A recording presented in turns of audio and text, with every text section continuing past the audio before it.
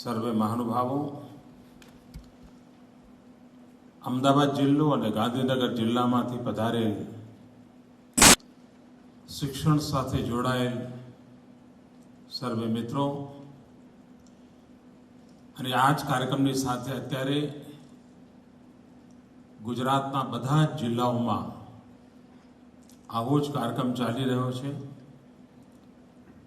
મંત્રીમંડળના સૌ મારા સાથીઓ એ કાર્યક્રમમાં અત્યારે ઉપસ્થિત છે અને ટેકનોલોજીની મદદથી વિડીયો કોન્ફરન્સ દ્વારા રાજ્યના બધા જ જિલ્લામાં અત્યારે સૌ મિત્રો મારી વાત સાંભળી રહ્યા છે અને તેથી જિલ્લાને ખૂણે ખૂણે બેઠેલા એમને પણ હું આ સમારંભમાં યાદ કરું છું.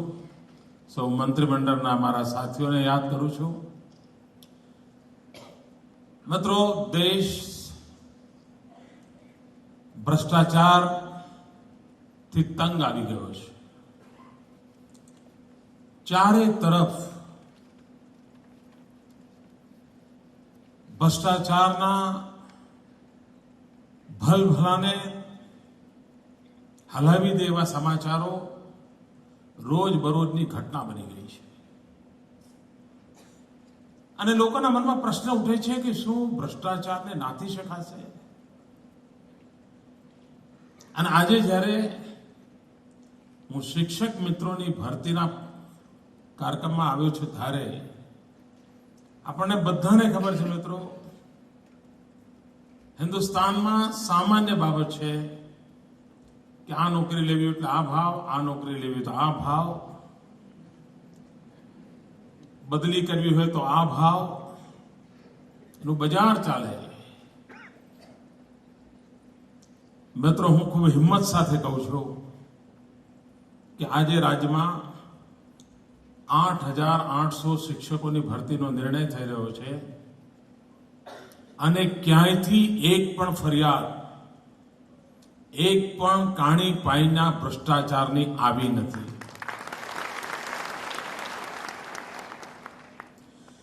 આજે પણ અહીંયા જે બેઠા છે એમને પણ હું કહું છું કે ક્યાંય કોઈને કાંઈ પણ કરવું પડ્યું હોય, વિના સંકોચે આ વાત મારા સુધી પહોંચાડજો.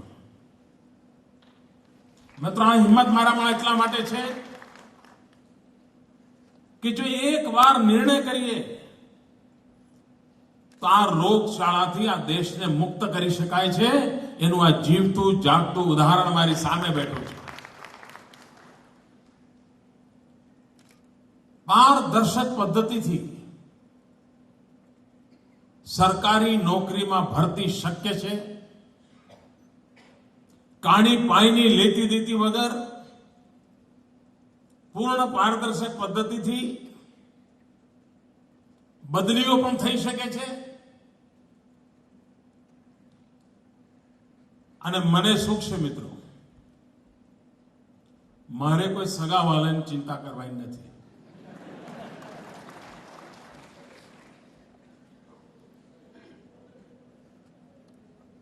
આ 6 કરોડ ગુજરાતીઓ જ મારું પરિવાર છે, એટલે તમારો બધો લાભ જે મારો પરિવાર જ છે.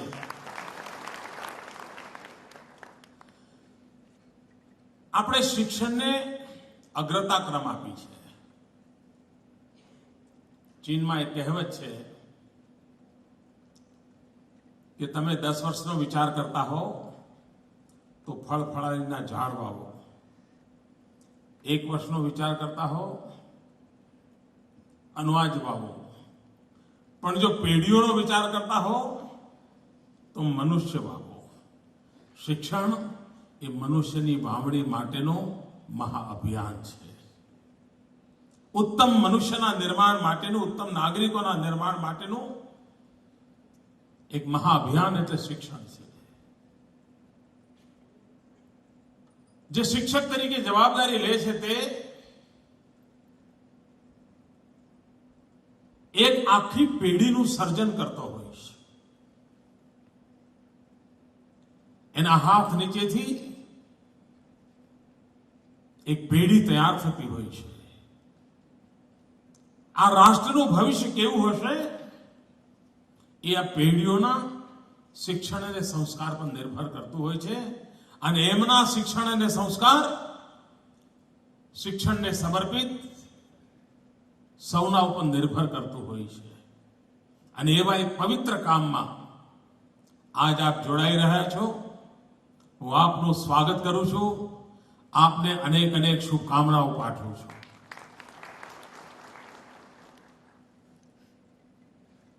2001માં જ્યારે મેં ગુજરાતમાં મુખ્યમંત્રી તરીકેનો કાર્યભાર સંભાળ્યો ત્યારે સામાન્ય ચર્ચા એવી હતી કે આ ભાઈને કઈ અનુભવ તો છે નહીં. મ્યુનિસિપાલિટીના મેમ્બર પણ નથી રહ્યા, કોઈ ગામમાં પંચાયતના સરપંચ નથી રહ્યા, ભાઈ કરશે શું? અને એ બધાની વાત સાચી હતી કે મારી પાસે સરકાર ચલાવવાનો કોઈ અનુભવ નહોતો. સરકાર શું કહેવાય, વહીવટીતંત્ર શું કહેવાય, એની મને કોઈ ગતાગમ નહોતી. પણ મિત્રો, આજે ગુજરાત ગૌરવભેર કહી શકે છે કે સારી સરકાર કોને કહેવાય.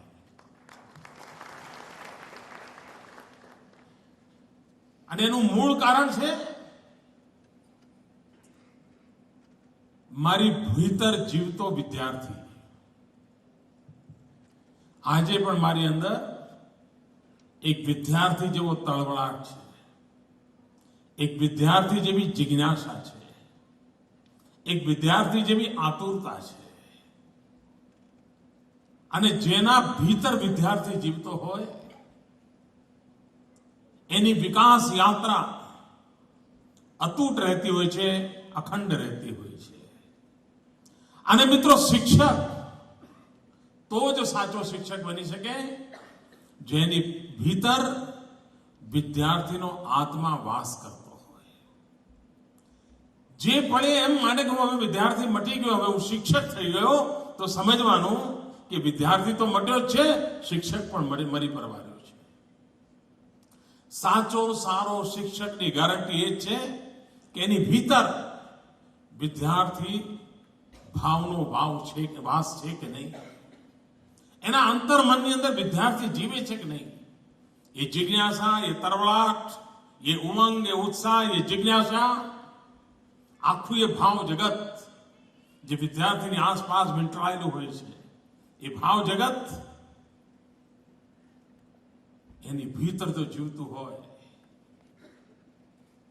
અને મિત્રો, વિદ્યાર્થીનો ભાવ ભીતર જીવે છે એનો અર્થ એ થયો કે આપણી સામે વિદ્યાર્થી તરીકે બેઠેલો વિદ્યાર્થી પણ આપણો શિક્ષક હોઈ શકે છે. એની પણ એકાદ વાત એવી હોય કે આપણે શીખવા જેવી હોય, એનું એક આચરણ પણ આપણા માટે શિક્ષક તરીકેનું કામ કરી જતું હોય. અને જ્યારે સર્વ દૂરથી જ્ઞાન પ્રાપ્તિ, માહિતીની પ્રાપ્તિ, અનુભવ જાણવાની પ્રાપ્તિ, આ બધો ક્રમ ચાલુ રહે તો ઉત્તમ શિક્ષક બનવાની પ્રક્રિયા નિરંતર ચાલ્યા કરતી હોય છે. પીટીસી કરી લીધું, બીએડ કરી લીધું, એમએડ કરી લીધું એટલે જીવનનો પૂર્ણ વિરામ નથી આવતો. ત્યાંથી તો એક આપણને સેન્સ ઓફ રિસ્પોન્સિબિલિટીનો ભાવ જાગે છે. હું બીએડ કરું, એમએડ કરું, એ કે અંતિમ નથી, એ પૂર્ણતા નથી. એ મને સેન્સ ઓફ રિસ્પોન્સિબિલિટી, એક શિક્ષક તરીકેની મારી જવાબદારીઓનું મને ભાન કરાવે છે. અને એ માત્ર બીજારોપણ થાય છે, એના આધારે મારી ભીતર ઉત્તમ શિક્ષકનો વટવૃક્ષ ઉગાડવાની જવાબદારી મારી હોય છે. નિત્ય અભ્યાસ દ્વારા મારે ખાતર પાણી નાખવા પડતા હોય છે. અને તો જ ઉત્તમ શિક્ષક બની શકાતો હોય છે. મેં એવા શિક્ષકો જોયા છે કે એમના પિતાજી શિક્ષક હોય, એ પણ શિક્ષક હોય, અને ભણાવવા આવે તો પિતાજીના જમાનાની નોટ લેતા આવે. કારણ સિલેબસ એ જ ચાલતું હોય.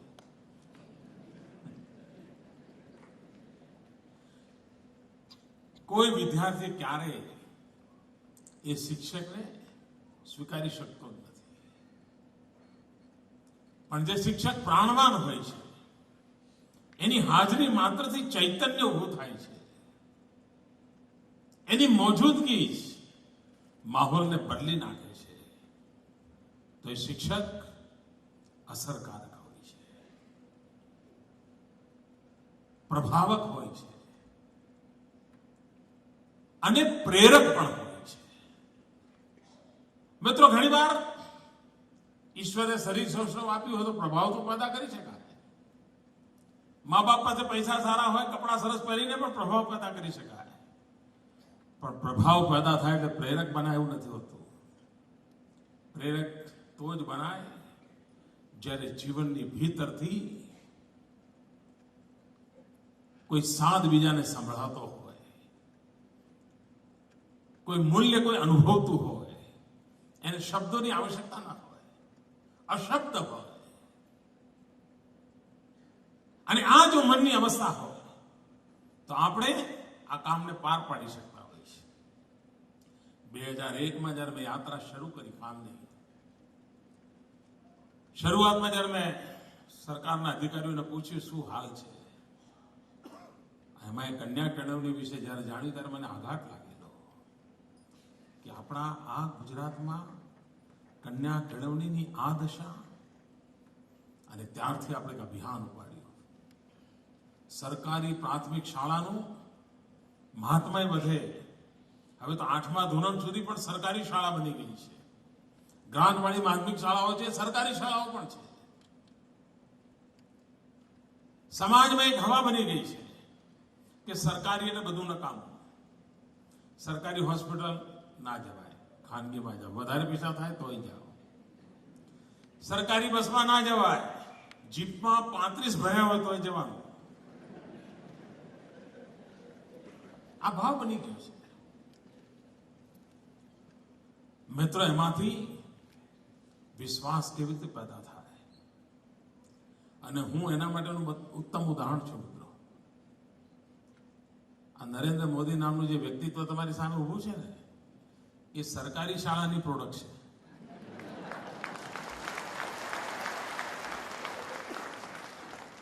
તમારા જેવા જ સરકારી શાળાના શિક્ષકોએ મને ભણાવ્યો, ગણાવ્યો, મોટો કર્યો. એનો અર્થ એ થયો મિત્રો કે આ સામર્થ્ય પડ્યું છે. આજે પણ હું ગઈ વખતે અમદાવાદ કોર્પોરેશનના કાર્યક્રમમાં ગયો હતો. કોર્પોરેશનની શાળા અને 1 થી 10 ધોરણની વિદ્યાર્થીઓમાં એક 3-4 વર્ષ થયા હશે ઘટનાને, એક સરકારી મ્યુનિસિપલ કોર્પોરેશનની પ્રાથમિક શાળાનો વિદ્યાર્થી નંબર લઈ આવ્યો હતો. એનો અર્થ કે ત્યાં આવનારા વિદ્યાર્થીઓમાં પણ તેજ અને ઓજ હોય છે. માત્ર મૂર્તિકારની જરૂરત હોય છે મિત્રો, ઘડવૈયાની જરૂર હોય છે. અને એક શિક્ષક તરીકે હું જ્યારે વિદ્યાર્થીને ઘડું છું ત્યારે સમાજને ઘડું છું. સમાજને ઘડું છું ત્યારે રાષ્ટ્રનું ઘડતર કરતો હોઉં છું. આ જો મનનો ભાવ હોય તો કામનો આનંદ પણ અનેરો હોય છે. મિત્રો, ગુજરાતમાં બાળકો શાળાએ ભણવા જાય એના માટે આપણે આહલેખ ચલાવીએ. 100% ભરતી કેમ ન થાય શાળામાં, આપણને સફળતા મળી. પણ ભરતી થઈ તો આપણા ધ્યાનમાં આવ્યું કે શિક્ષકો ખૂટે છે. જૂની સરકારોનું તો સહેલું હતું કે વિદ્યાર્થીઓ નિશાળમાં નહોતા આવતા, શિક્ષકોની ચિંતા જ નહોતી. આપણે વિદ્યાર્થીઓ લાવ્યા તો શિક્ષક લાવવા પડ્યા. તો મિત્રો, લાખોની સંખ્યામાં શિક્ષકોની ભરતી કરી. વિદ્યાર્થીઓ આવ્યા, શિક્ષકો આવ્યા તો ધ્યાનમાં આવ્યું ઓરડા જોઈએ. હજારોની સંખ્યામાં ઓરડા બનાવ્યા. મિત્રો, સરેરાશ ગુજરાતમાં 32,000 શાળાઓ અને મને લાગે છે કે 74,000 કરતા વધારે ઓરડા બનાવ્યા નવા. કારણ નીચેની સંખ્યા વધવા માંડી. પછી ધ્યાનમાં આવ્યું કે ભાઈ 7મા પછી દીકરા ઉઠી જાય છે, 8મું ત્યાં ચાલુ કરો ભાઈ.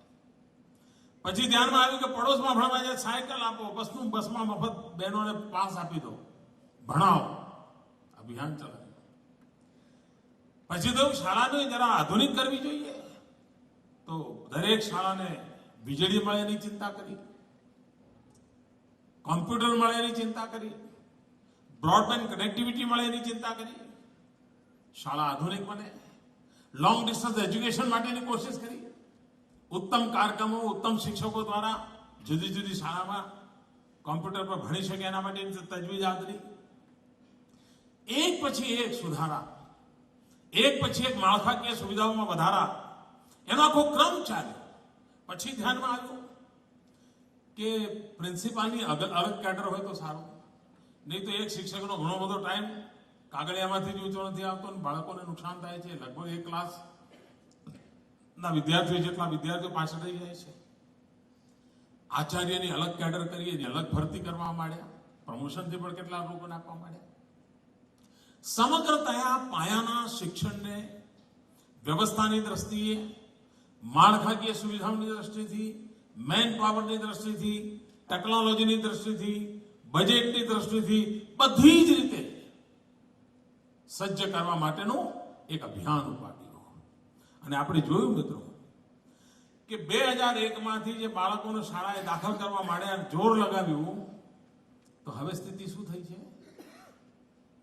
અમારા મોટા ભાગના લોકો 10મું 12મું ધોરણ પાસ કર્યું, હવે એને ગામ છોડીને બીજે ભણવા જવું છે.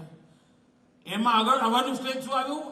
તો ભાઈ ગુજરાતભરની અંદર હજારો વિદ્યાર્થીઓ ભણવા રહી શકે એવી હોસ્ટેલ બનાવો. અને આપણે હજારો વિદ્યાર્થીઓની હોસ્ટેલો બનાવવા માટે ગયા બજેટમાં 200 કરોડ રૂપિયાનું માતબર બજેટ એના માટે ખર્ચ્યું. કેમ? તો આજે પાયામાંથી બાળકોને શાળાએ લાવવાની મથામણ આદરી છે.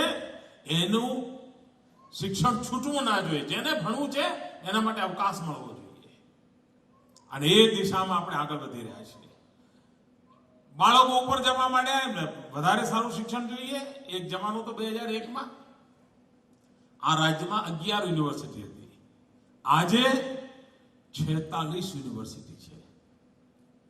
1960માં ગુજરાતનો જન્મ થયો. 1960 થી 2001માં 40 વર્ષમાં 11 યુનિવર્સિટી, આજે 10 વર્ષમાં 46 યુનિવર્સિટી.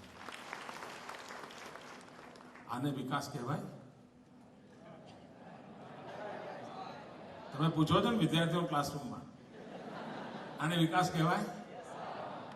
તમને ખબર પડે છે ને, બીજાને જ પડે.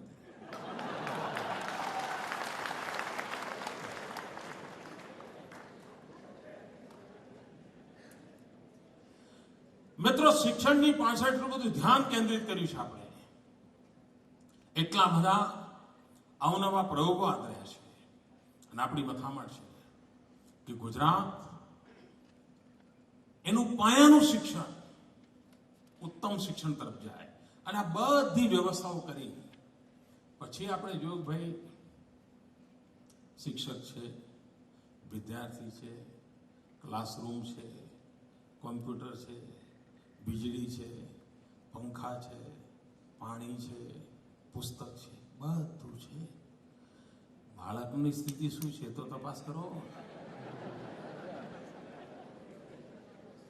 મૂળ પાયો ક્યાં? અને એના માટે આપણે શરૂ કર્યો ગુણોત્સવ. મુખ્યમંત્રી સહિત બધા જ લોકો 3 દિવસ શાળાએ જાય, એક એક બાળકને પૂછે કે ભાઈ તને વાંચતા આવડે છે, લખતા આવડે છે, ગણિત આવડે છે, સ્પેલિંગ આવડે છે? અને હિન્દુસ્તાનમાં ગુજરાત પહેલું રાજ્ય છે કે જ્યાં સરકારી પ્રાથમિક શાળાનું ગ્રેડેશન થયું છે. આ દેશમાં બિઝનેસ સ્કૂલના ગ્રેડેશન થાય છે. A ગ્રેડની બિઝનેસ સ્કૂલ, B ગ્રેડની બિઝનેસ સ્કૂલ, C ગ્રેડની બિઝનેસ સ્કૂલ. આ દેશમાં એન્જિનિયરિંગ કોલેજના ગ્રેડેશન થાય છે, મેડિકલ કોલેજના ગ્રેડેશન થાય છે, IITsના ગ્રેડેશન થાય છે, IIMના ગ્રેડેશન થાય છે. આ રાજ્ય એવું છે કે જેણે પ્રાથમિક શાળાનું ગ્રેડેશન કર્યું અને કલેક્ટર સહિતના બધા લોકોને ઇન્વોલ્વ કર્યા કે ભાઈ તમારા જિલ્લામાં A ગ્રેડની શાળાઓ કેટલી, B ગ્રેડની કેટલી, C ગ્રેડની કેટલી, D, E, F સુધી ગયા. અને નક્કી કરાયું કે બોલો ભાઈ હવે C માંથી B માં કેવી રીતે આવશો? બોલો B માંથી A માં કેવી રીતે લાવશો તમારી શાળાને? એમાં કેટલીક શાળાઓમાં નો ડીએનએ જેવો હતો કે નબળાઈ જાય જ નહીં. તો એવા શિક્ષકોને શોધીને એમની સ્પેશિયલ ટ્રેનિંગ કરાવી. ક્યાંક લાગ્યું કે ભાઈ થોડું મિક્સઅપ કરો, બે અહીંથી ઉઠાવો, બે સારા લાવો, બે એમ લઈ જાઓ, એમ કરો, પણ ગોઠવો કાંઈ. મિત્રો, આટલી બારીક મથામણ એટલા માટે કરી છે કે ગુજરાતની આવતીકાલ ઘડવી છે. મિત્રો, આ ગુજરાતને વિશ્વની નવી ઊંચાઈઓ સુધી પહોંચાડવું છે અને એના પાયામાં શાળાનું શિક્ષણ છે, પ્રાથમિક શાળાનું શિક્ષણ છે. શહેર હોય કે ગામડું, જંગલ, આદિવાસી વિસ્તાર હોય કે મછવારોનો સમુદ્ર કિનારો હોય, બધે જ ઉત્તમમાં ઉત્તમ શિક્ષણ મળે એના માટેની મથામણ આદરી છે. મિત્રો, જીવનમાં શિક્ષક બનવું એ સૌભાગ્ય છે. કેટલાક લોકોને એમ થતું હશે કે નાના હતા અને ઘરે મહેમાન આવે તો મમ્મી પપ્પા અમને ભાઈ બહેનને ઊભા કરી દે અને મહેમાનને ઓળખાણ કરાવે. ત્યારે તો જો 5મા ધોરણમાં આવ્યા ના હોય, અને ડૉક્ટર બનાવવાનો છે અને એન્જિનિયર બનાવવાનો છે, મગજમાં ભર્યું હોય. અહીંયા બેઠેલા લગભગ બધા મગજમાં હશે કે ડૉક્ટર બનવાની મા બાપની ઈચ્છા હતી, એન્જિનિયર બનવાની ઈચ્છા હતી, બની ગયા શિક્ષક. એટલે ઘણો સમય તો તમારે એમાં જ જશે, કાઢું રહી ગયું, ડૉક્ટર ના થયો. જવા દો ને યાર, એ વર્ષે પેપર એટલા ભારે આવ્યા હતા ને, જવા દો ને યાર, પરીક્ષક એવા હતા ને, એટલે બહાના તો એટલા બધા જડી જાય, પૂછો નહીં. મિત્રો, જે થયું છે તે હવે તમારે નક્કી જ કરવું પડે. ગઈકાલ ભૂલીને આજે જ્યાં ઉભા છો ત્યાંથી ભવ્ય સ્વપ્ન કેમ જોવા, ભવ્ય ઇમારત કેમ બનવી, એની શરૂઆત કરવી જોઈએ મિત્રો. નહીં તો તમે જે બોજ લઈને ચાલો કે મારે તો આમ બનવું હતું, આમ બનવું હતું, આમ બનવું હતું, શું કરું યાર, હશે, ચાલો નસીબ. તો ઘડિયાળ જોવે કેટલા વાગે પહોંચવાનું છે, કે પછી પૂછે કેટલા વાગે. મિત્રો, આપણે નક્કી કરવું પડે કે આપણે કરવું છે શું. મિત્રો, શાળાનો ઘંટ વાગે ત્યારે ઉર્જા મળે છે કે માનસિક રીતે તણાવ થાય છે, એનો નિર્ણય કરવો પડે. શાળાનો ઘંટ વાગતાની સાથે આમ વાતાવરણની અંદર એક જાણે પંખીઓનો માળો ઉછળી રહ્યો જો વાતાવરણ બનતું હોય તો મિત્રો, એ ઘંટારવ જીવનનો નવો નાદ બનતો હોય છે. પણ જો એ જ બોજ લાગે કે અત્યારે પતી જશે, અને જેને સાંજનો છેલ્લો ઘંટ વાગે એનો આનંદ આવતો હોય તો સમજવાનું એ શિક્ષક બનવાનો બાકી છે. એને એમ થાય, અરે હજુ તમારું ભણાવવાનું બાકી છે ને ઘંટ વાગી ગયો. મિત્રો, જેના આ મનની અવસ્થાના માપદંડ છે બધા, આ મનની અવસ્થાના માપદંડ. મિત્રો, મારા વિદ્યાર્થીના મનમાં એમ થવું જોઈએ કે રવિવારની રજા આવે ને વિદ્યાર્થી દુખી એમ, સર આવતીકાલે રજા છે, મારે નથી આવવાનું, તમે નહીં મળો. તો સમજો મિત્રો કે તમે સાચ અર્થમાં એના ગાર્ડિયન બન્યા છો. પણ જો શનિવારે નિશાળ છૂટવાની હાઈશ, સોમવારે આવીશું, તો સમજો મિત્રો, એ શાળાનું મકાન નહીં, એ મુખ્યમંત્રી નહીં, એ બજેટ નહીં, એ શિક્ષણ વિભાગ નહીં, એના માટે કોઈ જવાબદાર હોય તો શિક્ષક છે. જો ઉમંગથી બાળકો આવે છે તો એનો યશ કોઈ મુખ્યમંત્રી નથી જતો, એનો યશ સરકારનું બજેટ પર નથી જતો, એનો યશ એ શિક્ષકને જાય છે, જેણે પોતાનો જીવ બાળકમાં રેડ્યો છે. જો આ ભાવથી શિક્ષક તરીકેની ભૂમિકા નિભાવીશું તો મિત્રો, મને વિશ્વાસ છે આવતીકાલના ગુજરાતના જે સપના સજ્યા છે એ સપનાને પૂર્ણ કરવા માટેનું સામર્થ્યવાન માનવબળ આપના દ્વારા નિર્માણ થશે. એક અર્થમાં આપ સાચા ગુજરાતના ઘડવૈયા બનશો, એવી મારી આપ સૌને શુભકામનાઓ છે. ગુજરાતના બધા જ ખૂણાઓમાં જે મિત્રો બેઠા છે, દરેક જિલ્લાઓમાં બેઠા છે, આજે જેમને આ નોકરી માટેના પત્રો મળવાના છે, એ સૌ મિત્રોને મારી ખૂબ ખૂબ શુભકામનાઓ છે. અને મને ભરોસો છે કે બધા જ આ રાજ્યના ઘડતર માટે પોતાનાથી બનતું બધો જ પ્રયત્ન કરી છૂટશે એવી શુભકામનાઓ સાથે જય જય ગરવી ગુજરાત.